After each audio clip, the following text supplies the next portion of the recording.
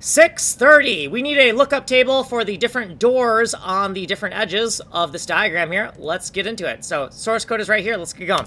So in top level constant macros and door bound enumerations, we made these monkey wrench macros here because we're idiots sometimes. File 196 top level data. We've made this new section right here. And this is a lookup table that takes the edge enumeration and converts it to the door. So we have 4 records here. We have the first door, the second door, the third door, and the fourth door. The left, the right, the top, and the bottom edges to that door. We're going to cross-check this in a little lookup table and make sure that it's correct. So here's our rectangle magnitude smoke test that's going to test this lookup table, a shorthand reference to the lookup table.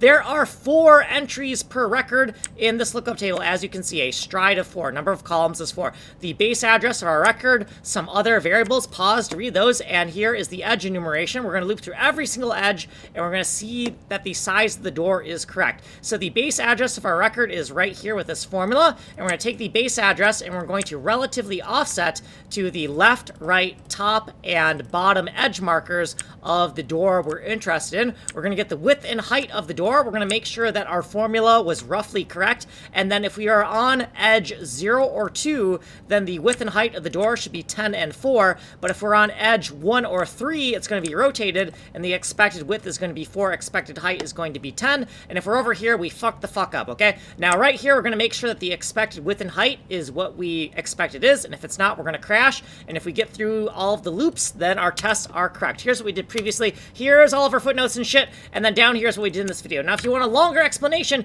you can go to this playlist on Ninja Coder. You're on the fast playlist here on Kanji Coder. Technical demos are here on Weeb Coder. Source code is here. Ways to get a hold of me are here. Like and subscribe. My name is Kanji Coder. I'm making a game engine from complete fucking scratch in JavaScript. I fucking hate JavaScript, and if you hate JavaScript too, you can still follow along because I use a C99 style with data-oriented design principles. So I'm making a fractal geometry bomb game with proximity mines that explode vertically, horizontally, and 4 ways, and you can chain react them together. You can make the fucking puzzle game where they all kind of make this Rube Goldberg of death. It's like Tetris, but you're gonna fucking die, and it's fucking awesome. So like and subscribe if you want to see how a madman makes a fucking game engine. Like and subscribe.